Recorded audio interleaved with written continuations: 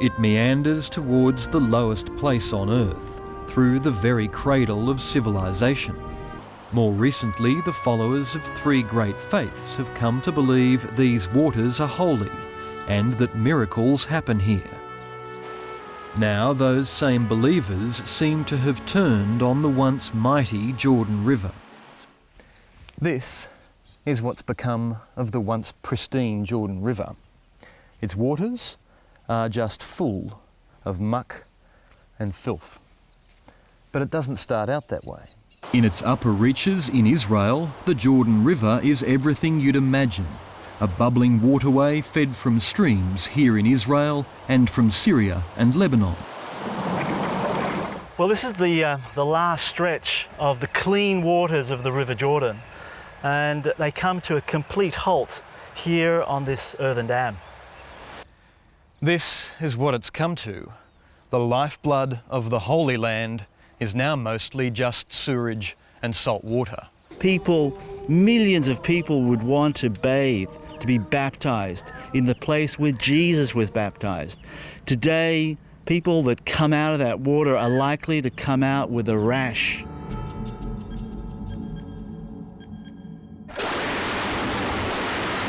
This is what a ceasefire looks like in Sri Lanka. The agreement signed more than 4 years ago exists now only on paper. It is an undeclared return to war. Sri Lanka's return to its violent past extends well beyond the battlefield. Another kind of war is being waged against ordinary people. In the past 18 months, more than 2,000 mainly Tamil civilians have been kidnapped and killed. It's Sri Lanka's Dirty War. Colombo MP Mano Ganesan is one man who is not afraid to speak out. A Tamil, he runs a group that monitors abductions. On Mano Ganesan's list, 80 people are missing. 18 have been found dead around Colombo. Most victims are ethnic Tamils. Mr. Ganesan is convinced they were targeted by government death squads. Their crime, a perception of sympathy for the Tamil Tigers. For almost 2 decades, this man has been on the front line training Muslim militants for war.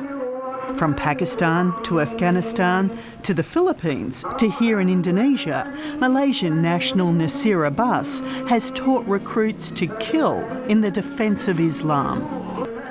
My specialty is weaponry, so I train people to use the gun. It was the devastating Bali bomb attack in 2002 that brought Jemaah Islamiyah to the attention of the world.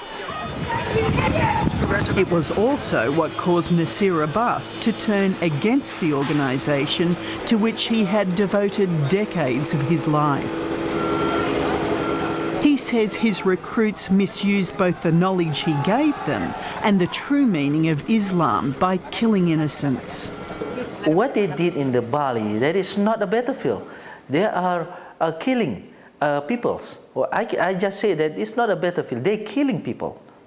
Yeah. I think it's true that he didn't have information that the Bali bomb, or indeed some of the other bombings, were being planned, because all of that operational planning and decision-making was done by a non-structural part of Jemaah Islamiyah. After a year in jail, he's thankful it was Indonesian authorities who arrested him, and not the Malaysians nor the Americans. Otherwise, his reformation, or the role he's now playing, may never have happened. Maybe if I got arrested by the American and they sent me to Guantanamo, so maybe the situation also different in Indonesia, maybe. Shortly at Mazar Sharif Airport, police fasten your seatbelts and observe the no smoking sign. Welcome to the world's most unlikely budget airline. This is Calm Air, Afghanistan's latest foray into capitalism, now ferrying an army of passengers between the country's major cities for as little as $20, as well as nearby international destinations on a fleet of 737s. The calm in calm air is this man, Azmurai Kamgar, Afghanistan's take on Stelios. Here in the city of Mazar-e-Sharif, at one of his many palaces, you can now see Afghanistan's famous rugged terrain, or at least a concrete replica of Mr. Kamgar's favourite mountain view that he's building in the garden, complete with his favourite fauna from the Hindu Kush, a private Neverland for northern Afghanistan. Every corporate mogul needs a shiny HQ. From here, at his gleaming new building in Kabul, Mr. Kamgar runs a business empire stretching from construction to importing luxuries.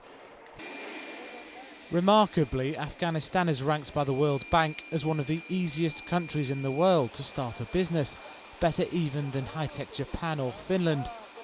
But it's also ranked in the bottom 10% of actually being able to do business. For now, Afghanistan's first private airline is more the exception rather than the rule. So it's not just the nation's new cricket team that needs sky-high ambitions if this country's to take off economically. The American-Japanese military alliance has played a crucial role in determining the course of events along the coastline of the China Seas in the last 60 years. The US firmly established itself as the protector of the Pacific region, forcing Beijing to acknowledge Washington's military supremacy in the area. But now, China's military aspirations are growing, and Japan and the US are strengthening their military cooperation as a precautionary measure. With 3.5 million soldiers, China has the largest army in the world, numerically more than twice the size of that of the USA.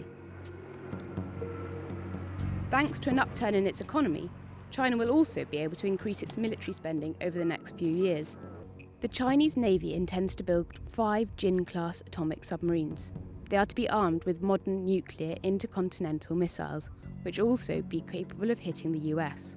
I don't think we're panicked, and I don't think there's deep anxiety, but it's worth watching. Until now, military manoeuvres in China did not particularly alarm the Western world. Now, though, Beijing seems to be set on an arms race that will be very difficult to stop. Unlike Europe, in the Far East there are no arms control mechanisms, nor alliance networks with which peace can be secured.